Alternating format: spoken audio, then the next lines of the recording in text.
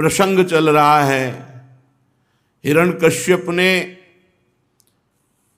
निश्चय किया कि मैं तपस्या के द्वारा ऐसा वरदान प्राप्त करूंगा कि त्रिभुवन में कोई मुझे पराजित या मार न सके। घोर तपस्या की। दाहिने पैर के अंगूठे के बल केवल खड़े होकर दोनों हाथ ऊपर उठाकर आकाश की तरफ दृष्टि करके और भगवत मंत्र जप करते हुए इतनी तपस्या की कि उसके शरीर में दीमक लग गई। त्वचा, मांस, रुधिर, नस नाड़ियां ये सब चाट गए। हड्डी में प्राण रहे और ऊपर बांबी लग गई। पूरा त्रिभुवन हिरण्यकश्यप के ताप से तप से व्यथित हो गया। तब भगवान ब्रह्मा जी विवश होकर उसे वरदान देने के लिए वहां आए। तो देखा हिरण्यकश्यप दिखाई नहीं दे रहा, पर लग रहा था कि यहीं कहीं है। तो अपने कमंडल का अमोघ जल लेकर जे ही डाला तो उसी बामी से दिव्य तेजों में आकाश को घेरता हुआ ये भगवान का पार्षद है, जो जय विजय है। यही हिरणाक्ष और हिरण्यकश्यप के रूप में, रावण कुंभकर्ण के रूप में, शिशुपाल दंतवक्र के रूप में 3 जन्म का शाप था सनक सनंदन सनातन सनत कुमार के द्वारा, उसे पूर्ण कर रहे। विशाल का हिरण्यकश्यप देखा, हंस पर विराजमान ब्रह्मा जी को प्रणाम किया। ब्रह्मा जी ने कहा, बेटा ऐसी तपस्या तुमने की कि कोई ऋषि मुनि ना तो कर पाया है और ना कर पाएगा जैसे तुमने तपस्या की। इसलिए जो वरदान मांगो मैं तुम्हें वरदान वही दूंगा जो मांगोगे। हिरण्यकश्यप ने कहा, अमर कर दो। अजर अमर कहा, अजर तो कर सकता हूं, तुम्हें अमर नहीं कर सकता, और वरदान मांग लो। ठीक है, तो मुझे वरदान दीजिए कि तुम्हारी रची हुई सृष्टि में किसी से ना मरूं। यदि दास्यस्यभिमतान् वरान् मे वरदोत्तम भूतेभ्यस्त्वद् सृष्टेभ्यो मृत्युर्मा भून्मम प्रभो।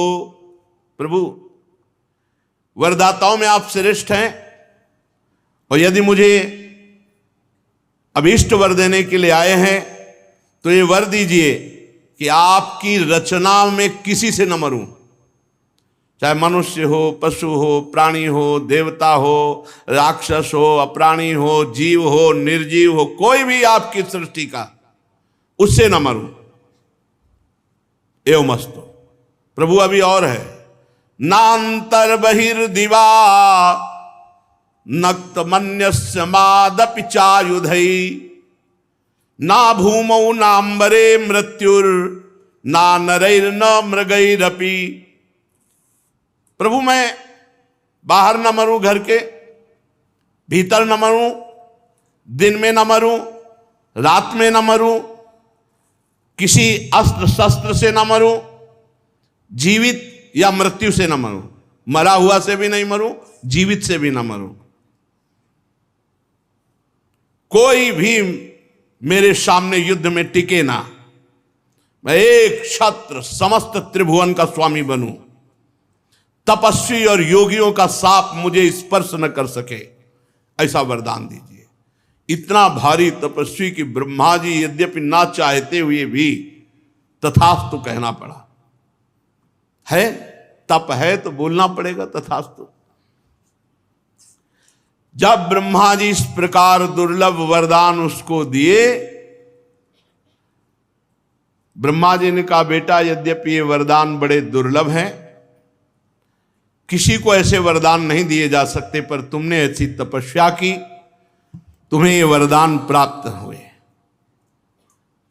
और ब्रह्मा जी अंतर्धान हो गए।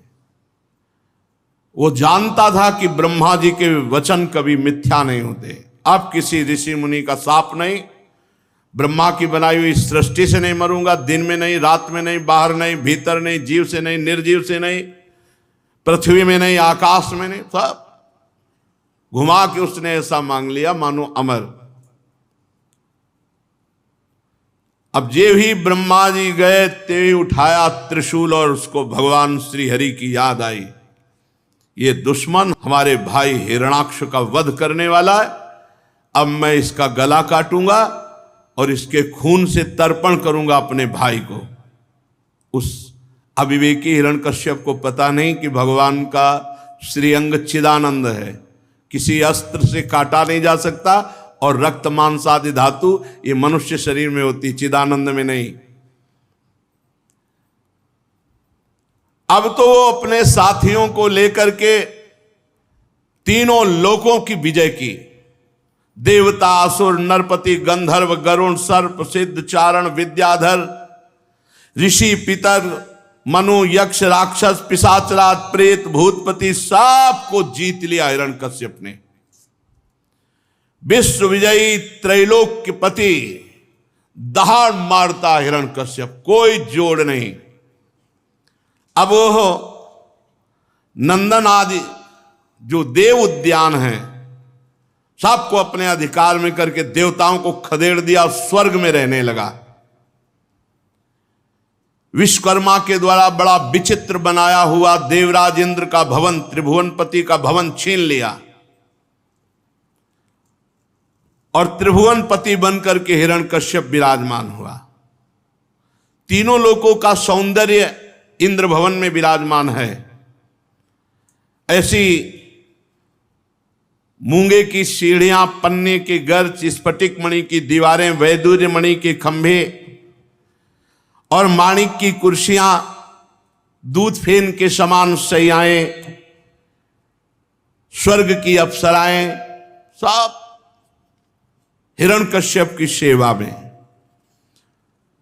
त्रिभुवनपति महेंद्र देवराज के महल में महाबली महामनस्वी हिरण्यकश्यप त्रिभुवन को जीत करके अपने अधीन करके अप्सराओं से विहार करने लगा।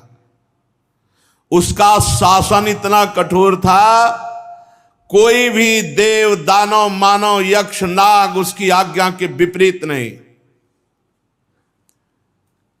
अब तो उत्कट गंध वाली मदिरा पीता और मतवाला होकर के जैसा आदेश करता वैसा त्रिभुवन को पालन करना पड़ता।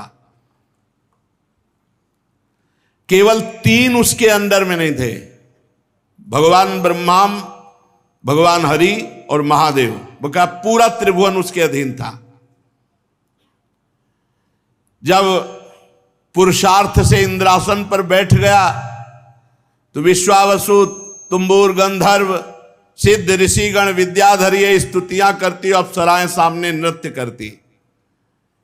युधिष्ठिर किसी भी देवता को कोई आहुति नहीं दे सकता था उसके राज्य में, सब देवता क्षीण होने लगे। कोई वर्णाश्रम धर्म का पालन नहीं कर सकता, कठोर नियम। उसने पहले ही आदेश दे रखा था, जिनको ये समझ में आता हो कि सनातन को नष्ट कर देंगे तो पहले आकाश को नष्ट करके दिखावे। आकाश है सनातन, वायु है सनातन, पृथ्वी है सनातन, समुद्र है सनातन, जल है सनातन, अग्नि है सनातन, हरि है सनातन। कैसे जानेंगे ये? हिरण्यकश्यप को भी भ्रम हो गया कि सनातन को नष्ट कर देंगे, मिटा देंगे। इतना भय नदियां खाती थी कि जो चाहता वो नदियों में प्रवाहित होता है। कोई सूरा बहा रही है, मदिरा, कोई घृत, कोई इक्षुरस, कोई दधी, कोई दुग्ध, कोई मीठा शरबत, कोई रत्न की राशियां तरंगों से उछाल करके किनारे हिरण्यकश्यप के शासन में। अकेला ही समस्त लोकपालों के गुण धारण कर रहा था।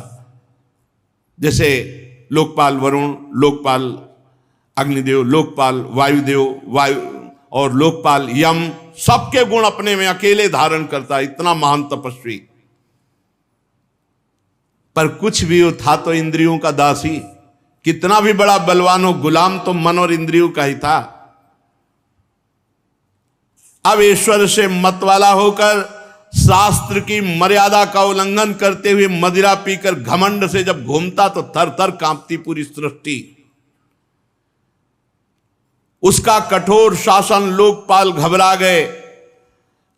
कहीं किसी को ठौर नहीं तो सब लोकपाल आदि भगवान को पुकारा। सबके रक्षा करने वाले भगवान श्री हरि हैं। सबने हाथ जोड़ा और कहा, जहां भी हो सर्वात्मा जगदीश्वर भगवान श्री हरि, वो हमारी प्रार्थना सुने हैं। हम उनके निवास स्थान को और उनको नमस्कार करते हैं। सबने खाना पीना छोड़ दिया है। सब केवल आपको पुकार रहे हैं। प्रभु आप ही रक्षा कर सकते हो। नहीं, ये हिरण्यकश्यप पूरी सृष्टि को अपने अधीन करके मनमानी आचरण कर रहा है। समस्त ऋषि मुनि लोकपाल जब ऐसी पुकार की तो तेषामाविर्भूतवाणी अरूपा मेघ निश्वना सन्नादयन्ती ककुभः साधूनाम अभयंकरी। सज्जन पुरुषों को अभय प्रदान करने वाली भगवान की मेघ गंभीर आकाशवाणी हुई। देवताओं ऋषि मुनियों, मां भैष्ट विबुध श्रेष्ठा सर्वेशाम भद्रमस्तुवा मद दर्शनम ही भूतानाम सर्वश्रेयोपपत्तये। मत डरो, जो मेरी शरण में आ गया उसको मैं निर्भय कर देता हूं। मैं इस नीच दैत्य को मिटा देता पहले ही। मुझे पता है थोड़ा समय और बकाया इसके तपस्या के पुण्यों का।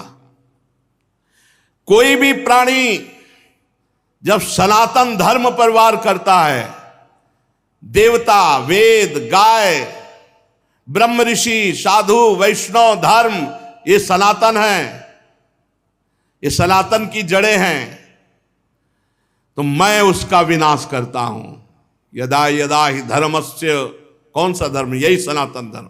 यदा यदा ही धर्मस्य ग्लानिर्भवत भारत अभ्युत्थानम अधर्मस्य तदात्मानं सृजाम्यहम् परित्राणाय साधूनाम विनाशाय च दुष्कृताम धर्म संस्थापनार्थाय संभवामि युगे युगे।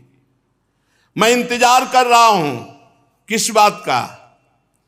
ये जब अपने लाडले पुत्र प्रहलाद का, जो मेरा भक्त है, ये जब द्रोह करेगा, उसको मारने की चेष्टा करेगा, अनिष्ट करेगा, तो ये सर्वशक्तिमान है, फिर भी मैं इसे मार डालूंगा। सुनने को तो मिला कि मार डालूंगा, नहीं आज तक था कि मारा ही नहीं जाएगा, क्योंकि ऐसे वरदान ले लिया है। नारद जी कहते सब ऋषि मुनि लोकपाल सबको बड़ा आनंद हुआ कि मारा जाएगा, भगवान के वचन सत्य है। सब लौट आए और बस धैर्यपूर्वक बाट जोहने लगे, कब मारा जाएगा ये। चाहे जितना बड़ा तपस्वी हो, चाहे जितना बड़ा वरदानी हो, जब समाज उसके नाश का चिंतन करने लगती है तो उसका नाश निश्चित हो जाता है। ऐसा ना समझे कि समाज अनाथ है, सब समाज के स्वामी हैं भगवान श्री हरि। इंतजार सब कर रहे कब मारा जाए। पीछे आपने सुना हिरण्यकश्यप के 4 पुत्र थे। प्रहलाद जी सबसे छोटे थे, परंतु गुणों में सबसे बड़े और महान भगवान के भक्त थे। ब्रह्मण्या शील संपन्न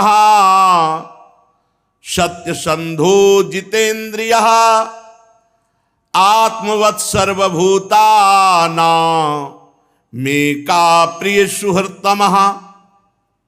ब्रह्म ऋषियों के भक्त, सौम्य स्वभाव, सत्य प्रतिज्ञ, जितेंद्री, समस्त प्राणियों में एकमात्र श्री भगवान को देखने वाला स्वभाव,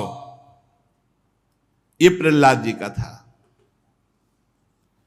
प्रहलाद जी सदैव बड़ों के आने पर खड़े हो जाना, उनके चरणों में झुककर प्रणाम करना, हाथ जोड़कर बात करना, बड़ी विनम्रता। भक्त में ऐसी ही विनम्रता होनी चाहिए। छोटों पर बड़ा दुलार, समान वालों पर मित्रता का व्यवहार, बड़ों पर पिता जैसा भाव प्रहलाद जी रखते, और गुरुजनों में तो सीधे भगवत भाव रखते। मेरे भगवान, इतना धन ऐश्वर्य सब कुछ, पिता इतना बलवान, पर कोई भी घमंड नहीं प्रहलाद जी को।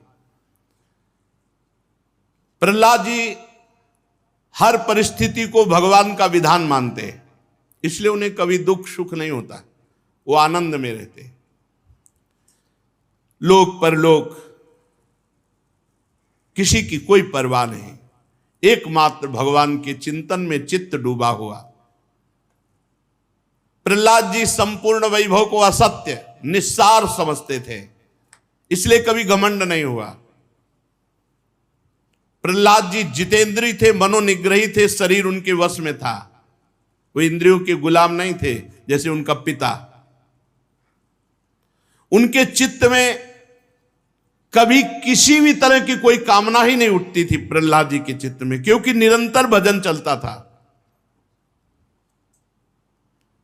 धन्य है, जन्म हुआ दैत्य कुल में, स्थिति है महान, निरंतर भजन में डूबे रहते, कामना की कोई गुंजाइश ही नहीं थी, कोई कामना उनके हृदय में नहीं थी। अवस्था 5 वर्ष की, स्थिति सर्वोपरि। महात्मा लोग जिन स्थितियों को चाहते हैं, प्रहलाद जी में वो स्थिति स्वाभाविक विराजमान थी। सबसे खास स्थिति निरंतर भगवान का भजन और कोई कामना नहीं, इसी से सारी स्थितियां प्रकट हो जाती हैं। वो जहां कहीं कोई बैठता तो भगवान के चरित्र या भक्तों के चरित्र ही कथन श्रवण करते प्रहलाद जी। अजात शत्रु थे प्रहलाद जी, कोई उनका दुश्मन था ही नहीं पूरी सृष्टि में। प्रहलाद जी के विषय में जितनी महिमा वर्णन की जाए वो सब थोड़ी है, क्योंकि जिसका चित्त भगवान में जुड़ा हुआ है उसमें सब दैवी संपदा सद्गुण आ जाते हैं। प्रहलाद जी बचपन में जो बालकों के खेल कूद होते हैं वो नहीं खेलते थे, वो एकांत में जड़वत ध्यान में डूब जाते, भगवान के चिंतन में डूब जाते। भगवान श्री हरि उनके साथ खेलते भाव में। ऐसा चित्त चुरा लिया था भगवान ने कि प्रहलाद जी को कोई सुध बुध ही नहीं रहती। हर समय वो देखते भगवान उनके साथ खेल रहे, भगवान उनके साथ खा रहे, भगवान उनके साथ सो रहे, भगवान ही भगवान। कैसी उत्तम स्थिति। वो देखते कभी कभी कि भगवान अपनी गोद में लेकर मुझे दुलार कर रहे हैं, कभी कभी ऐसा देखते कि भगवान मुझे छोड़कर रूठ कर जा रहे हैं तो जोर जोर से रोने लगते। कैसी प्रेममय स्थिति। कभी देखते कि भगवान फिर प्रसन्न होकर हमारी ओर आ रहे तो दौड़ करके गले लगाते और हंसने लगते, ठाका मारते। तो कुछ लोगों को देखकर लगता कि हिरण्यकश्यप का एक छोटा पुत्र कहीं बावरा तो नहीं है, दौड़ना गले लगाने की, और वहां किसी को कुछ दिखाई नहीं दे रहा है। कभी बड़ी उत्सुकता से जोर जोर से गाने लगते, हरि हरि हरि हरि। लोक लज्जा का त्याग करके कभी नाचने लगते प्रहलाद जी। ये भगवान की भक्ति की स्थिति होती है। पर यह स्थिति कब आती है? जब आसीनः पर्यटन नशनन शयानः प्रपिबन ब्रुवन, बैठे हैं या चल रहे हैं, खा रहे हैं या पी रहे हैं या लेटे हुए, हर समय नाम चल रहा है, हर समय गोविंद परिरंभितः, भगवान के चिंतन में ऐसा डूबे मानो भगवान उनका आलिंगन किए हुए।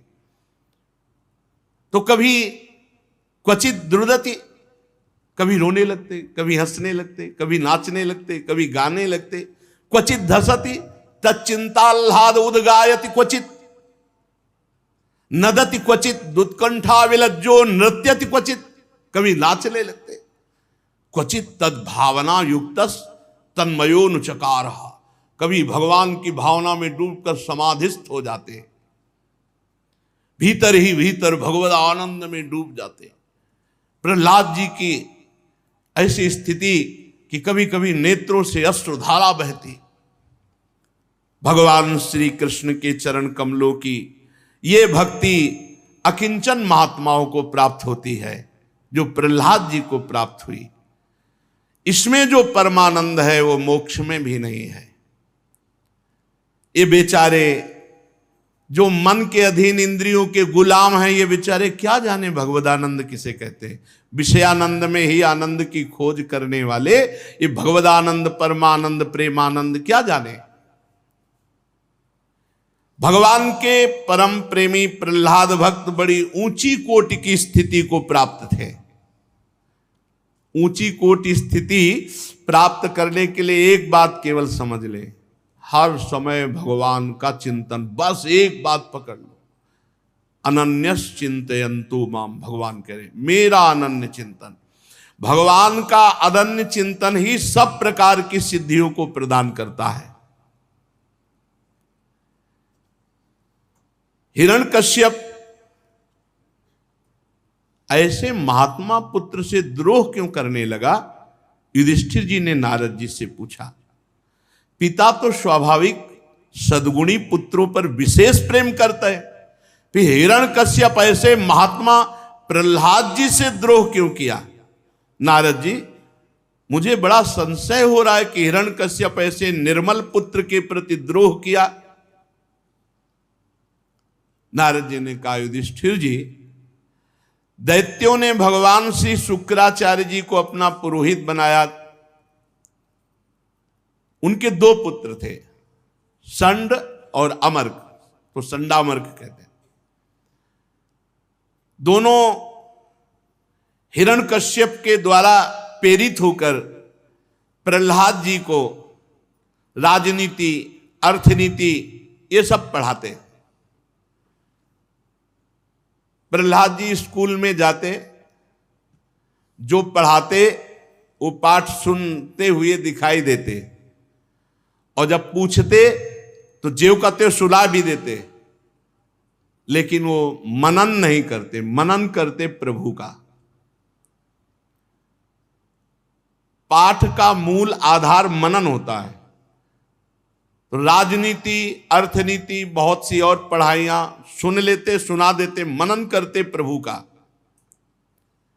काफी दिन के बाद संडामर्क ने प्रहलाद जी को हिरण्यकश्यप के पास भेजा। कयाधु जी ने बढ़िया श्रृंगार कर दिया था, 5 वर्ष का महान भागवत। हिरण्यकश्यप ने जो ही देखा सिंहासन के पास प्रहलाद जी, गोद में उठा लिया, गोद में लेकर छाती से लगाया, मस्तक सूंघा और कहा, बेटा प्रहलाद, बोलो तुम्हें त्रिभुवन में कौन सी ऐसी वस्तु दे दूं, कौन सी ऐसी बात अच्छी लगती है जो तुम्हें सुख मिले। जैसे बच्चे से पूछा तुम्हें क्या चाहिए, कौन सी वस्तु तुम्हें अच्छी लगती है, ऐसे प्रहलाद को गोद में लेकर हिरण्यकश्यप ने पूछा। प्रहलाद जी ने कहा, तत्साधु मन्ये सुरवर्य देहिनाम सदा समुद्विग्न धियाम सद्गृहात् हित्वात्मपातम गृहमंदकूपम वनम गतो यद्धरिमाश्रयेत। पिताजी, मुझे अच्छी जो बात लगती है, मैं और मेरे का त्याग कर दे, ये दुराग्रह है। अधापतन के मूल ये घर गृहस्थी के भोगों का त्याग कर दे और सब कुछ छोड़ छाड़ के एकांत में बैठ के हरि शरणम यद्धरिमाश्रयेत ऐसा जपे, ये जीवन का सबसे बढ़िया बात है।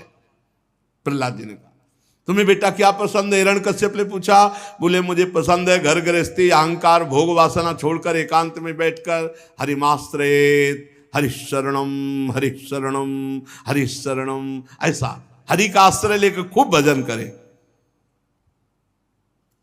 प्रहलाद जी के मुख से अपने दुश्मन हरि की शरण और खूब भजन करने की बात सुनकर हिरण्यकश्यप ठठाकर हंस पड़ा। और उसने कहा अब समझ में आया, दूसरों के बहकाने से बच्चों की बुद्धि भ्रष्ट हो जाती है, नष्ट हो जाती है। हमें लगता है यह संडा मर्क जो है ये हरि के पक्ष में हो गया, तभी ऐसी शिक्षा दी है। बालकों की देख रेख ना की जाए तो उनकी गलत शिक्षा, गलत संस्कार पड़ जाए। संडा मर्क तो कांपने लगे। उन्होंने कहा नहीं नहीं महाराज, मैंने एक शब्द भी हरि बार कभी नहीं बोला होगा। हमने तो जो आपने बताया वही राजनीति, अर्थनीति, ये सब नीतियां पढ़ाई, ये हमने नहीं पढ़ाया। तो उनका आप सावधान, दोबारा गलती नहीं होनी चाहिए। प्रहलाद जी से कहा ठीक से पढ़ो जो गुरुजन पढ़ाते हैं। पुरोहित ले गए, जो गुरु थे संडामर्क, शुक्राचार्य के फुसला के पूछा, बेटा प्रहलाद तुम्हारा कल्याण हो, सही बताना, हमने तो कभी पढ़ाया नहीं तुम्हें। ये तुम्हारी बुद्धि ऐसी प्रवीण कहां से हो गई कि हरि का आश्रय ले, ये घर गृहस्थी के भोग सब नरक पहुंचाने, ये किसने सिखाया है? प्रहलाद जी ने कहा कि ये मेरी उल्टी बुद्धि किसी के बहकाने से नहीं है। स्वः परश्चेत्य सद्ग्राहा पुंसाम यन्मायया कृतः विमोहित धियाम दृष्ट तस्मै भगवते नमः। ये मनुष्यों की जो मोह ग्रसित बुद्धि है, जो भोगों में सुख बुद्धि है, ये भगवान को मैं नमस्कार करता हूं। उनकी प्रचंड माया से ये मैं और मेरे का भेद प्रकट हो गया है। गुरुदेव, ये किसी के पढ़ाने से नहीं है। स यदानुव्रतः पुंसां पशुबुद्धिर् विभिद्यते अन्येष तथान्योः मिति भेद गता सती स एष आत्मा स्वपरेत्य बुद्धिर् विदुरत्ययानुक्रमणो निरूप्यते मुह्यन्ति यद्वर्त्मनि वेदवादिनो ब्रह्मादयो हे सभिनत्ति में मतिम। ये पशु बुद्धि, ये मेरा है, ये तेरा है, ये मैं हूं, ये तू है, ये मायाकृत भेदभाव पैदा होता है भगवान की माया से। वो परमात्मा है, वो सबकी आत्मा है। अज्ञानी लोग भेद करके उसको नहीं जान पाते। बड़े बड़े ब्रह्मा आदि भी उस विषय में मोहित हो जाते हैं। आपके शब्दों में कि तुम्हारी बुद्धि कौन बिगाड़ रहा है, तो आपके शब्दों में वही परमात्मा मेरी बुद्धि बिगाड़ रहा है। गुरुजी, ये किसी के पढ़ाने लिखाने से नहीं है। जैसे चुंबक के पास लोहा खिंच जाता है, वैसे ही श्री हरि के पास मेरा मन, इंद्रियां सब खिंच गई है। बहुत सुंदर, बहुत सुंदर आकर्षण। मेरा चित्त श्री हरि में ऐसे चिपक गया जैसे चुंबक में लोहा। प्रहलाद जी इतना कह के चुप हो गए। बेचारे राजनीति, लोक रीति ये जानने वाले इस उच्च कोटि के महात्मा की बात को क्या झिड़क दे, बंद करे सब बातें, अब ये नहीं पढ़ोगे, अब ये याद नहीं करोगे, ये हमारी कीर्ति में कलंक लगा रहा है। दुर्बुद्धि, कुलांगार, तू दंड का पात्र है। दैत्य वंश के चंदन में तू कांटेदार बंबूल कहां से पैदा हो गया? संडामर्क जी कह रहे, लाओ डंडा। संडामर्क जी अभी इसकी पिटाई करते हैं। अरे तुझे पता नहीं है हरि तेरे वंश का नाश करने वाला है। वो कुल्हाड़ का काम है, तू डंडे का काम कर रहा है। नादान बच्चे, तेरी समझ ठीक रही। बहुत डांटा फटकारा। अब प्रहलाद जी को काम संबंधी, अर्थ संबंधी, राजनीति संबंधी ये सब बातें, प्रहलाद जी शांत रहते। गुरुजी ने देखा कि अब प्रहलाद जी कोई भगवत चर्चा नहीं करते, अब तो काम और राजनीति, लोकरीति ये सब इनमें बड़े प्रवीण हो रहे हैं। ले गए। माता कयाधु ने पुनः श्रृंगार किया, नहला धुलाकर अच्छे कपड़े पहनाए, अब संडामर्क जी ले गए हिरण्यकश्यप के पास। इस बार प्रहलाद जी खड़े नहीं हुए सिंहासन के पास, साष्टांग दंडवत हिरण्यकश्यप को। अरे जेवी देखा कि इतना विनम्र कूद पड़े सिंहासन से, गोद में उठा लिया और अपनी छाती से लगाया, सिंहासन में बैठ गए, दोनों हाथों से ऐसे छाती पे लगाया, बेटा। बड़ा आनंद आया हिरण्यकश्यप, बड़ा नम्र है। हिरण्यकश्यप की गोद में प्रहलाद जी पूछा, चिरंजीव बेटा प्रहलाद, तुमने इतने दिनों में गुरुजी से शिक्षा प्राप्त की, उसमें से एक अच्छी कोई बात हमको सुनाओ। पीछे पूछा था तुम्हें क्या पसंद है, तो बोले घर द्वार छोड़कर एकांत में जाके हरिशरणम हरिशरणम हरिशरणम। अब पूछा कि जो गुरुजी ने तुम्हें पढ़ाया उसमें से कोई एक बात अच्छी सी मुझे बताओ। तो बताया, श्रवणम कीर्तनम विष्णु स्मरणम पाद सेवनम अर्चनम वंदनम दास्यम सख्यमात्म निवेदनम इति पुंसार्पिता विष्णुर भक्तिश्चेन्नवलक्षणा क्रियते भगवत्यद्धा तन्मन्येधीतमुत्तमम्। पिताजी, मुझे सबसे अच्छी बात लगती है भगवान की नाम कीर्तन, भगवान के गुणों का गायन, भगवान के गुणों का श्रवण, भगवान का स्मरण, भगवान की अर्चना वंदना दास्य सख्य और आत्मनिवेदन। ये जो नवधा भक्ति है बहुत जोर की, मुझे बहुत पसंद है। प्रहलाद जी की बात सुनते हिरण्यकश्यप आग बबूला हो गया, ओठ फड़कने लगे और शुक्राचार्य जी के पुत्रों से कहा, तुझे मेरा भय नहीं दुर्बुद्धे, तूने मेरे विपरीत मेरे दुश्मन की बात कैसे सिखा दी मेरे बेटे को, ये निस्सार शिक्षा कैसी दे दी। अवश्य तू हमारे शत्रुओं से मिला है। संसार में ऐसे दुष्टों की कमी नहीं जो मित्र का बाना धारण करके छिपे छिपे शत्रु का काम करते हैं, परंतु उनकी कलई ठीक वैसे ही खुल जाती है जैसे छिपकर पाप करने वालों का पाप समय पर रोग के रूप में प्रकट होकर उनकी पोल खोल देता है। संडामर्क जी ने कहा, महाराज आप दंड दे सकते हो, मैं इस विषय में आपसे एक प्रार्थना करना चाहता हूं कि आपके पुत्र को मैंने एक अक्षर ये सब नहीं सिखाया। हमने तो काम संबंधी, राजनीति संबंधी, लोक रीति, ये सब राजनीति ये सिखाया है। ये किसी सिखाने पढ़ाने से नहीं है, ये जन्मजात स्वाभाविक सिद्ध बुद्धि इसकी, ये किसी ने नहीं पढ़ाया। बहुत सावधानी रखी, कोई प्रवेश बाहरी नहीं हुआ, हमने सिखाया नहीं। महाराज आप क्रोध शांत करो, इसी से पूछ लो।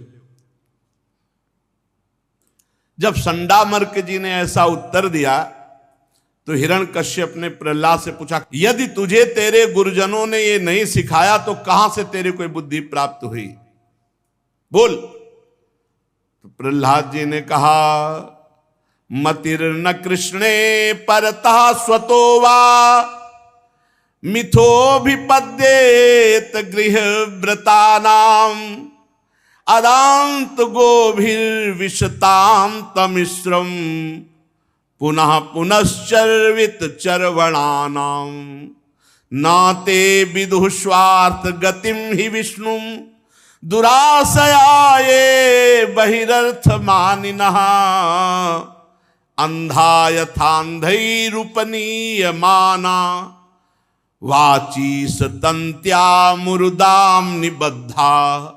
नैषामतिस्तावदुरुक्रमांघ्रिं स्पृशत्यानर्थापगमो यदर्थः महीयसां पादरजोभिषेकं निष्किंचनानां न वृणीत यावत्। प्रहलाद जी ने कहा, संसार के लोग पिसे हुए को पीस रहे हैं, चबाए हुए को चबा रहे हैं। हे इंद्रियों के गुलाम, विषयों में बार बार गिर करके फिर उन्हीं विषयों को भोग रहे हैं, घोर नरक की ओर जा रहे हैं। ऐसे लोग क्या सिखाएंगे हमको? ये हमको क्या सिखाएंगे? इनकी बुद्धि खुद इंद्रियों में फंसी हुई है, भोगों में फंसी हुई है। ये सिखाने पढ़ाने से बुद्धि ऐसी नहीं लगती। जो इंद्रियों को दिखने वाले बाह्य विषयों को परमिष्ट समझकर उनको भोगने में लगे हुए हैं, वो मूर्ख हैं। जैसे अंधे के पीछे अंधा जाए तो दोनों मरेंगे, ऐसे विषयी पुरुषों का आश्रय लेने पर वो भी नरक की प्राप्ति होगी। इसलिए पिताजी, ये किसी के सिखाने पढ़ाने से बुद्धि नहीं लगती। नैसाम मतिस्तावदुरुक्रमांगिम स्पृशत्या अनर्थापगमो यदर्था महीयसाम पाद रजोभिषेकम निष्किंचना नाम न वृणीते यावत्। अकिंचन भगवत प्रेमी महात्माओं की चरण धूल से जब तक पूरे शरीर को अभिषिक्त नहीं किया जाता, तब तक ऐसी मति नहीं होती जैसी मेरी मति प्रभु में लगी हुई है। श्री भगवान के चरण कमलों में निरंतर बुद्धि का अर्पित हो जाना जन्म मृत्यु के चक्र का नाश करने का स्वरूप है। पर यह बुद्धि तभी अर्पित होती जब किसी भगवत प्रेमी महात्मा का आश्रय मिले, भगवत प्रेमी महात्मा की चरण रज मिले। क्योंकि ये नारद जी की कृपा से प्राप्त है प्रहलाद जी को ऐसी स्थिति। प्रहलाद जी चुप हो गए, कहकर गोद में ही अभी बैठे। हिरण्यकश्यप क्रोध के मारे तो बावला हो गया, ऐसे उठाया प्रहलाद जी को, पटक दिया भूमि पर और कहा, दैत्यो ले जाओ इसको हमारे सामने से, तुरंत हमारी आज्ञा का पालन किया जाए। देखो तो सही, जिसने इसके चाचा हिरणाक्ष को मार डाला उसी का भजन करता है, उसी की दासता की बात करता है, उसी की पूजा की बात करता है। मार डालो इसको, मैं नहीं देखना चाहता ऐसे पुत्र को। यह विश्वास योग्य नहीं रहा। 5 वर्ष की अवस्था और ये माता पिता का वात्सल्य भुला करके हमारे दुश्मन का गीत गाता है। अगर दूसरा कोई औषधि के समान भलाई करने वाला हो तो उसे मैं पुत्र के समान मान सकता हूं। यदि मेरा पुत्र रोग के समान कष्ट देने वाला हो तो उसे शत्रु के समान मानना चाहिए। ये स्वजन का बाना पहनकर मेरा कोई दुश्मन आया है। जैसे योगी की भोग लोलुप इंद्रियां उसका नाश कर देती हैं, ऐसे ये मेरा नाश करने के लिए पैदा हुआ है। हिरण्यकश्यप का आदेश, तीखी दाढ़ वाले विकराल, जिनकी लाल लाल मूछ दाढ़ी, हाथ में त्रिशूल लेकर के प्रहलाद जी के ऊपर टूट पड़े, मारो मारो। प्रहलाद जी श्री हरि श्री हरि श्री हरि। देखो कैसी निष्ठा है। 5 वर्ष की अवस्था, सच्चे गुरु का चेला, गुरु मेहरबान तो चेला पहलवान। 5 वर्ष का बालक त्रिभुवनपति हिरण्यकश्यप के से भयभीत नहीं हुआ। बैठ गए प्रहलाद जी। ऊपर से तलवार, त्रिशूल, ऐसे नुकीले अस्त्रों का प्रहार हो रहा है और चुपचाप प्रहलाद जी शांत बैठे हुए, बस एक ही रट लगी, श्री हरि श्री हरि श्री हरि। दैत्यों ने बड़े जोर जोर से प्रहार किया, लेकिन खरोच भी नहीं आई प्रहलाद जी के शरीर में, खरोच। क्यों? क्योंकि प्रहलाद जी की रक्षा कर रहे हैं श्री भगवान। ऐसे किसी को दिखाई नहीं दे रहे, और भगवान के चिदानंद अंग में ये अस्त्र शस्त्र प्रवेश नहीं करते। जैसे आत्मा है तो नैनम छिन्दन्ति शस्त्राणि नैनम दहति पावकः न चैनम क्लेदयन्त्यापो न शोषयति मारुतः। तो आत्मस्वरूप भगवान के श्री अंग है, और भगवान ऐसे किए हैं, और वो समझ रहे हैं प्रहलाद को मार रहे हैं। तो प्रहलाद जी के कहीं खरोच भी नहीं। मनवाणी के अगोचर सर्वात्मा भगवान प्रहलाद जी की रक्षा कर रहे हैं।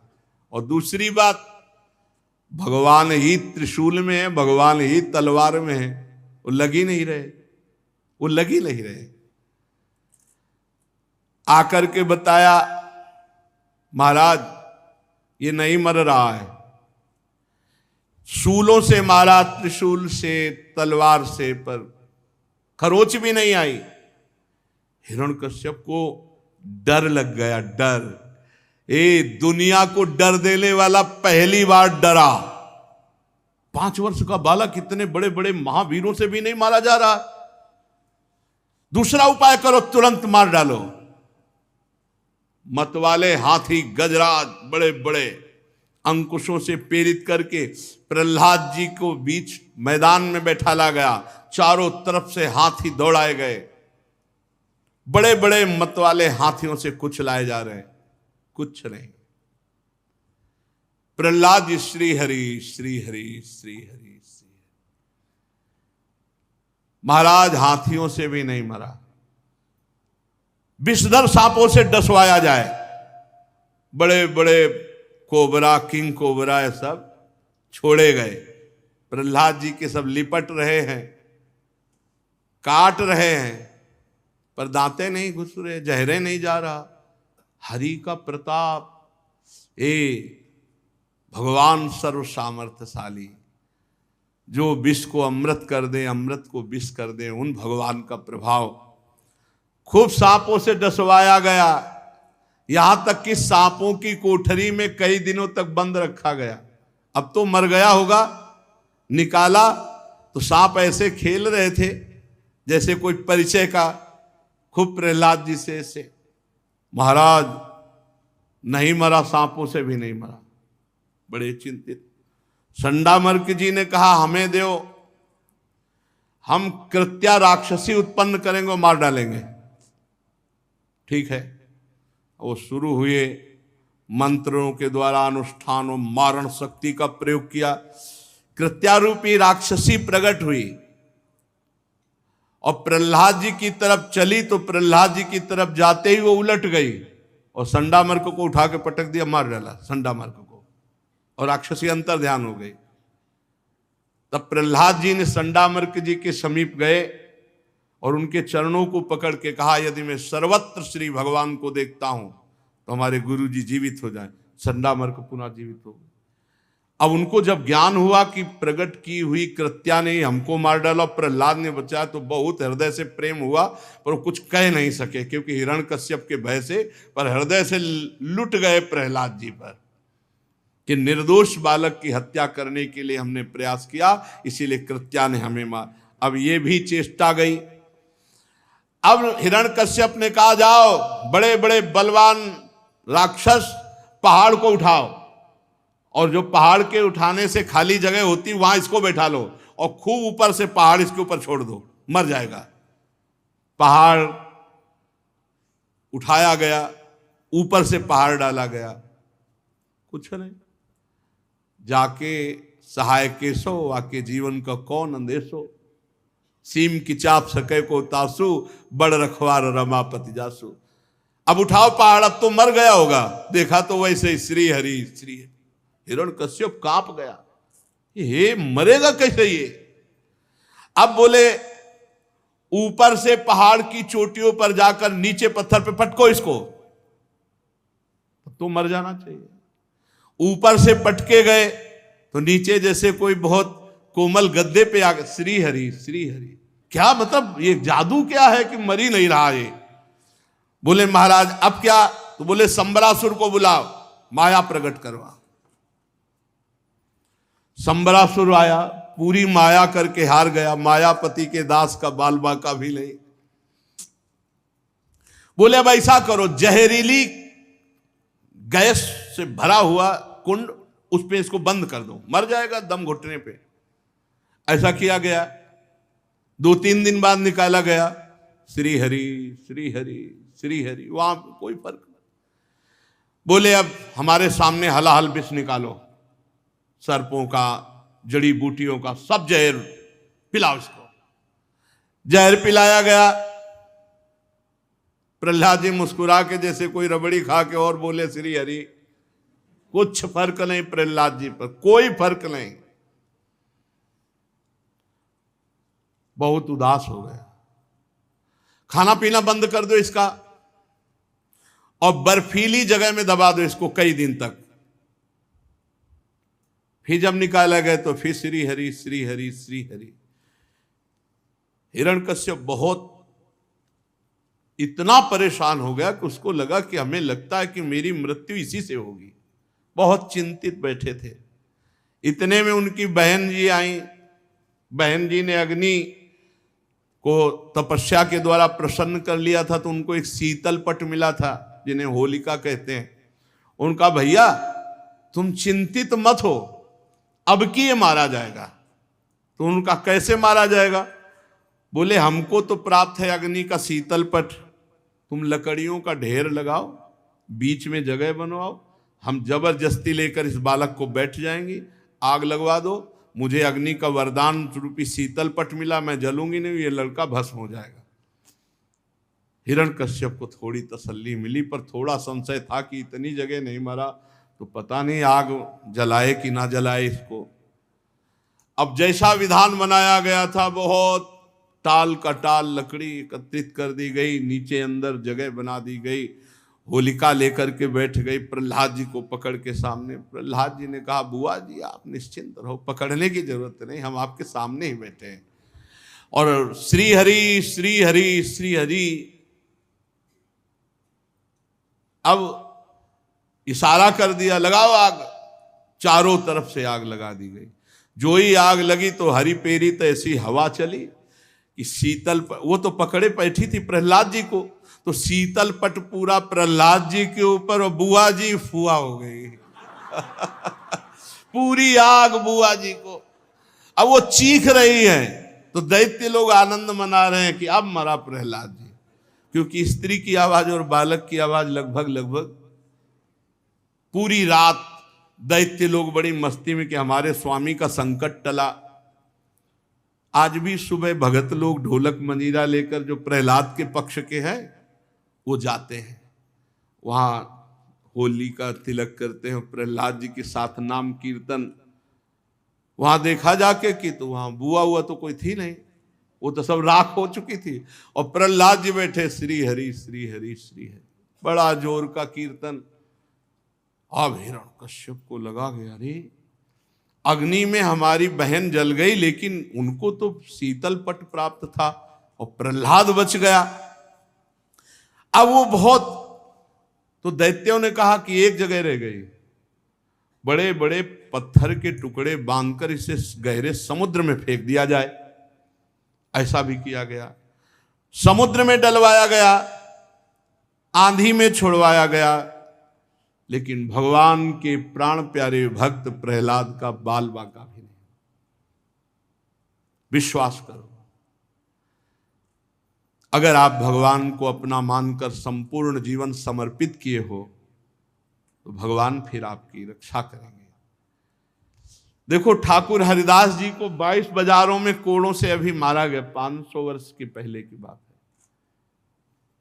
लेकिन हरिदास जी को इतनी भी पीड़ा नहीं हुई। महाप्रभु चैतन्य देव जी ने दिखाया कि श्री ठाकुर श्री हरि के संपूर्ण श्री अंग में कोड़े लगे हुए थे। भगवान अपने भक्तों के ऊपर किए हुए प्रहार को स्वयं अपने श्री अंग पर लेते हैं।